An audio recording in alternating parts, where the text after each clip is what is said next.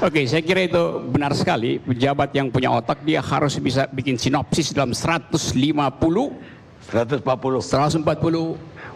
huruf dan harus di retweet oleh 140 juta penduduk. Begitu. Kalau punya otak itu. Saudara-saudara, memang tadi itu agak membosankan, bahkan menjengkelkan, karena kita mesti dengar teknikalitas dari pemilih itu. Hal yang sebetulnya orang nggak peduli teknikalitas, karena orang mau lihat idenya apa itu.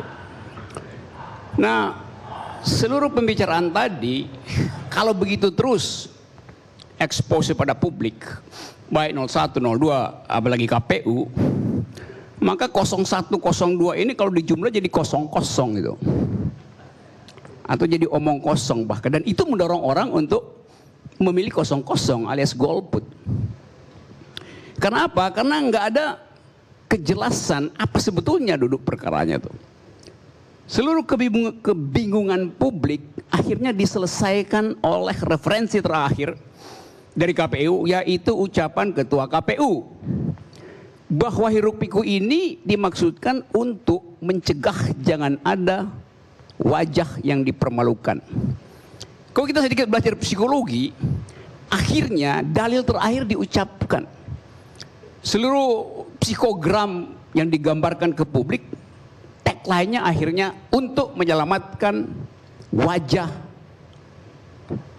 paslon supaya tidak kena malu. Coba kamera lihat ke sana tuh, ke belakang, ke panggung itu tuh. Saya mau terangkan sedikit itu. Coba saya tanya pada KPU ya. Dari 4 wajah itu, yang potensi memalukan publik yang mana?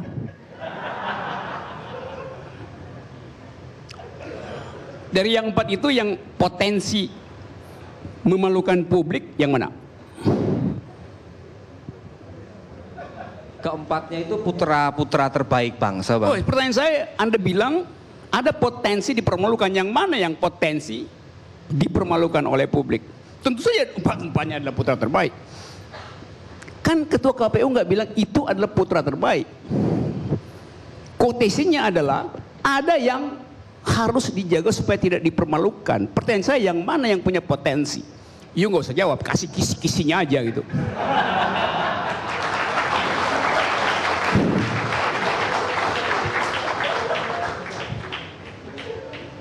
Sebab kalau Anda nggak bisa jawab, artinya Anda menduga keempat-empatnya punya potensi untuk dipermalukan. Atau Anda memang tahu tapi Anda sembunyikan.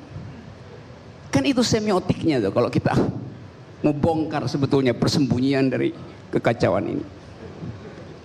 Nah, karena itu judul ini sebetulnya agak keliru, Pak Karni. Bukan lagi menguji netralitas, tapi menguji integritas. Netralitas itu nggak perlu diuji, sebab netralitas adalah fungsi. Yang diuji adalah integritas. Integritaslah yang akan menentukan netral atau tidak, itu bukan netralitas yang diuji. Sama seperti pers, netral artinya cover both side, omong kosong. Anda tetap harus ada lead. Apa judulnya tuh? Cover both side adalah teknik aja. Kalau KPU misalnya netral, netral artinya dia tidak didikte, itu soalnya tidak didikte. Bukan berdiri di tengah. Berdiri di tengah artinya tidak netral, justru takut untuk punya sikap. Bisa paham ya? Jadi netral artinya tidak didikte. Kalau Anda bilang saya melayani kepentingan 01 dan 02, artinya Anda didikte oleh 01 dan 02. Lebih parah lagi, Anda didikte 2 kali gitu. Itu soalnya tuh, konsepnya mesti rada jelas itu. Yang kedua, Anda bertahan mengatakan bahwa toh nanti ada debat. Oleh karena itu nggak ada soal membocorkan, bahkan dalam bentuk kisi-kisi itu. Tapi Anda tidak ingin supaya kita menyebut itu kebocoran, karena bocor artinya jelek. Setengah bocor lebih jelek lagi, mending bocorin sekaligus. Kisi-kisi itu setengah bocor, sehingga orang nggak tahu ini bocor apa nggak bocor. Kalau bocor sempurna orang bisa tambal gitu. Tapi kalau bocornya separoh-separoh, justru di situ ada misteri. Kalau Anda kasih kisi-kisi artinya Anda bermain dalam gimmicks. Sebagian Anda kasih, sebagian enggak. Gitu. Mengapa begitu? Kasih aja semuanya, bocorin aja, bikin pertanyaan sempurna tuh. Supaya publik ngerti bahwa itu memang dibocorkan. Kalau ditagih dibocorkan apa nggak dibocorkan? Nggak dibocorkan. Kenapa nggak? Kandidat tahu. Karena kami berikan, itu artinya dibocorkan. Jadi kejelasan semacam itu yang mesti kita perlihatkan sebetulnya. Nah, mengapa itu terjadi? Saya baca psikologi dari KPU dan sekarang saya bersimpati pada KPU. Bahwa dia itu takut, cemas, grogi, gugup karena ada dalam situasi ketidakpastian. Dari awal terlihat bahwa KPU ingin mendayung di antara dua karang.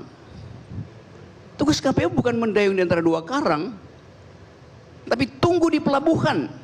Siapa yang berlabuh lebih dahulu gitu. Ini coba you lihat ya, saya beli tiket untuk nonton pertandingan tinju. Saya ingin ada yang KO, yang dijotos, bahkan yang terkapar. Sekarang Anda bikin aturan jangan sampai KO, TKO aja. Loh, pemilu itu adalah mesti ada yang KO, mesti ada yang terkapar di atas ring, supaya dia dipermalukan, karena dia bodoh nggak bisa bertinju, supaya dia tobat, jangan lagi naik ring tinju tuh kalau nggak bisa bertinju. Karena itu mesti sampai KO. Kisi-kisi itu artinya TKO aja tuh, supaya tidak dipermalukan, udah TKO aja. Karena ini ajaib kan, cara kita berpikir. Saya ingin agar supaya benar-benar diperlihatkan itu kalah telak, udah. Nah, KPU nggak mau begitu. Win-win solution, mana ada pemilu win-win solution? Sama seperti dulu zaman Orde Baru, yang namanya main bola itu dua-duanya menang, namanya sepak bola Pancasila tuh.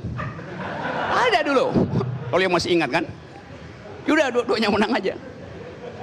Nah, ini pemilihan presiden. Kalau soal ILC itu yang terpilih dapat award cuma Pak Karni. Ini kita mau supaya benar-benar kita tahu. Tadi kata Fadlison, kacung dalam karung. Sebetulnya tugas KPU bukan sekedar memastikan tidak ada kacung atau kucing dalam karung, tapi menempel karung itu karena karungnya ada bolong, kita udah tahu mana yang kacung, mana yang kucing itu. Udah jelas terlihat. Jadi upaya untuk gimmick, menyembunyikan sesuatu yang udah jelas di depan mata melalui fasilitas yang disebut bocoran atau apa namanya itu, kisi-kisi itu mempermalukan nalar publik. Karena saya terangkan sedikit ya saudara-saudara KPU. Dulu sebelum reformasi, kita civil society terlibat dalam upaya untuk menghasilkan kecambah dari KPU.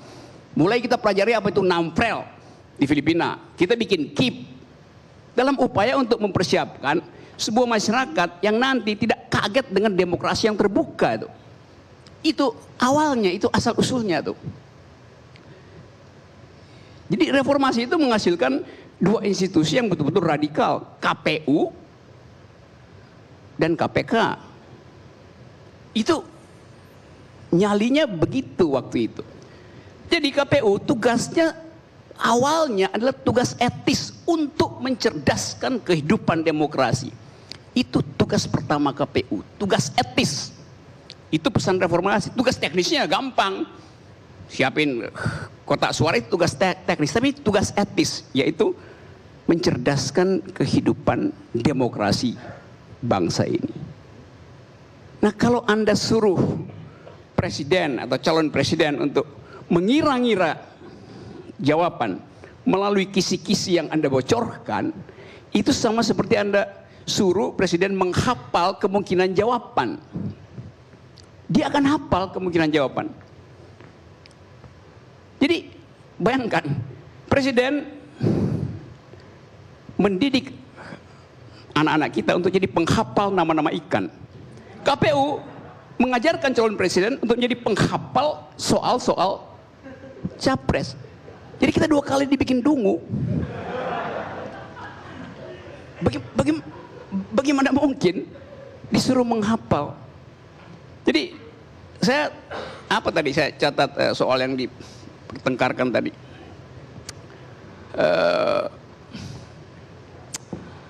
Apa namanya? Kebiasaan untuk seolah-olah ingin mendamaikan potensi konflik, itu kebiasaan buruk dari bangsa ini. Itu semi feodal gitu. Biarin aja dia konflik. Memang politik itu mesti ada konflik supaya ada konsensus. Kalau nggak ada konflik ngapain? Ada konsensus. Jadi kita ingin agar supaya itu jadi duel yang benar-benar berdarah-darah. Supaya yang kalah nanti dia juga akan dendam habis-habisan untuk menjadi oposisi yang bermutu. Itu maknanya. Kenapa mesti ada yang dikalahkan di situ tuh. Jadi ini fasilitas memang untuk menguji habis-habisan. Berdiri di depan podium untuk berdebat itu ujian logika, ujian etik, ujian psikologi, ujian retorika, seluruh harus dipamerkan di situ. Jadi jangan dibikin seolah-olah demi Pancasila lalu kita takut untuk konflik. Konflik itu menghidupkan demokrasi. Yang berbahaya adalah konflik dengan kedunguan.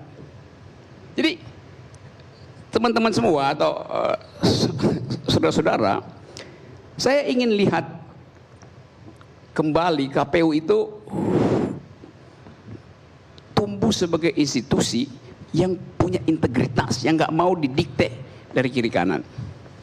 Kalau Anda tadi bilang bahwa akhirnya kami pertemukan dua belah pihak itu, artinya Anda didikte oleh dua belah pihak. Kan buruk kan persepsi itu tuh. Nah, yang terakhir mungkin supaya kita tidak terlalu berlama-lama lagi di dalam kekacauan pikiran semacam ini.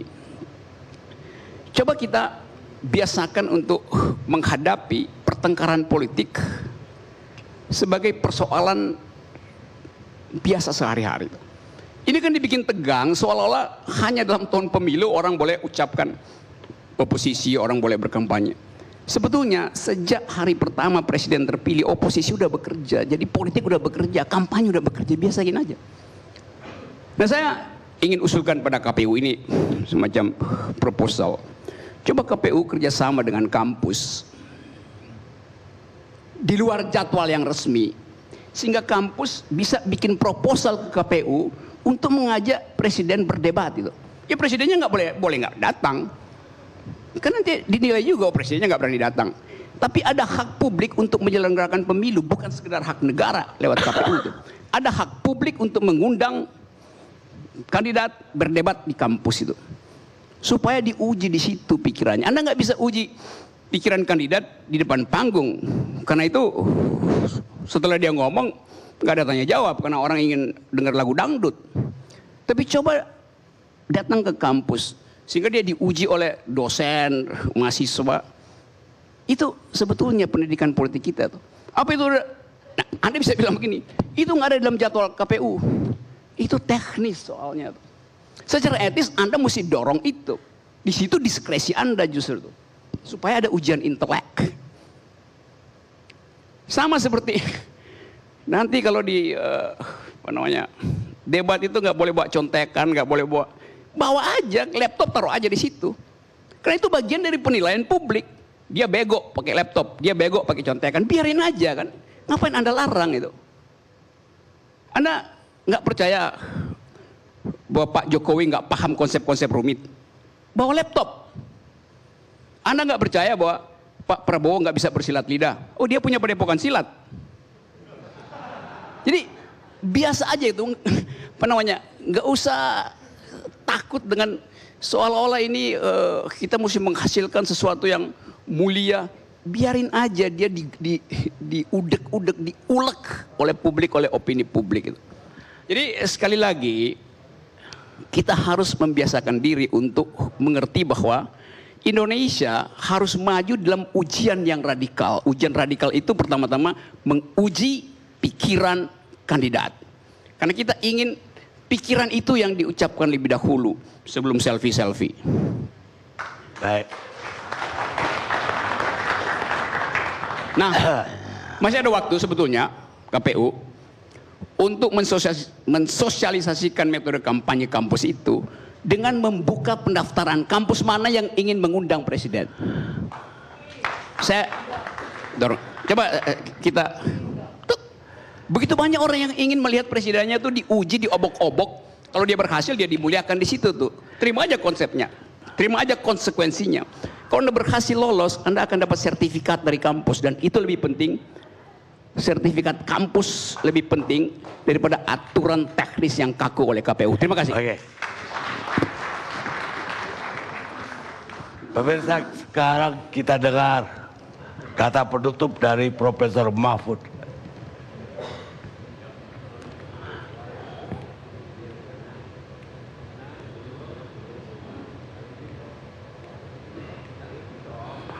Selamat malam, Prof.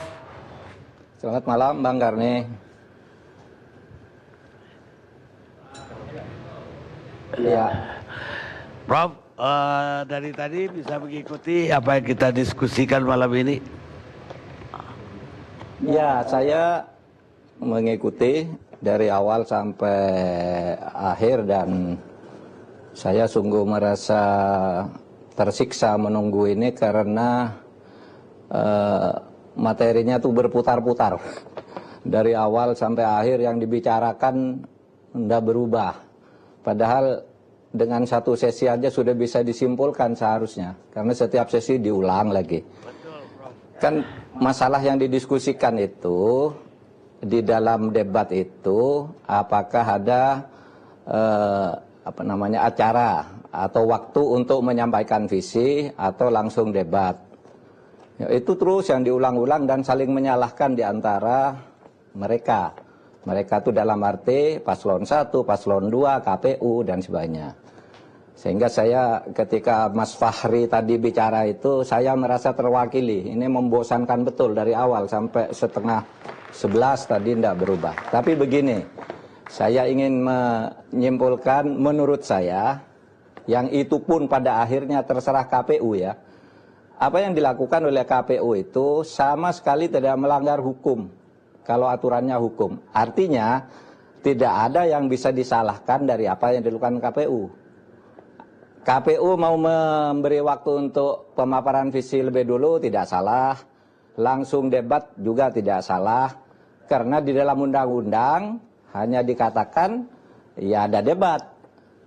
Mau visi dulu atau tidak itu kan sama benarnya. Itu soal pilihan, soal sebenarnya tidak perlu kesepakatan dari paslon 1 maupun paslon 2, itu urusan KPU ya. Itu terserah saja. Dan yang keliru menurut saya, seakan-akan kalau langsung berdebat itu lalu tidak ada visi gitu.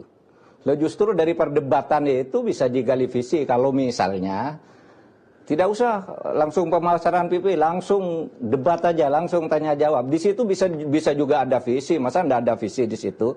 Bisa digali dari situ gitu. Dan jangan lupa, seumpama pun orang dijadwalkan diberi waktu untuk menyampaikan visi, juga dia bisa menyiapkan diri dengan baik kok. Tidak akan ada yang terlihat begitu dungu pasti menurut saya. Pasti bisa lah kalau itu. Oleh sebab itu soal sangat teknikal sekali, sangat teknikal. Oleh sebab itu saya akan lebih menyampaikan hal-hal di luar soal itu terserah KPU aja, tidak ada yang melanggar hukum. Mau diubah sesudah acara ALC ini boleh, mau tetap juga boleh, tidak ada persoalan hukumnya. Tetapi apapun, ini yang penting, apapun yang dilakukan KPU itu pasti ada yang ngeritik lagi. Coba nanti malam ini diubah keputusan, besok rame lagi gitu. Tetapi biasanya kalau sudah didiskusikan di ALC selesai, seperti kasus kardus kemarin ribut dibuka di ALC gitu, besoknya sampai sekarang tidak muncul lagi isu itu. Saya kira ini juga besok akan selesai, Bang Karni, untuk ini, dan KPU boleh bersikap apa saja.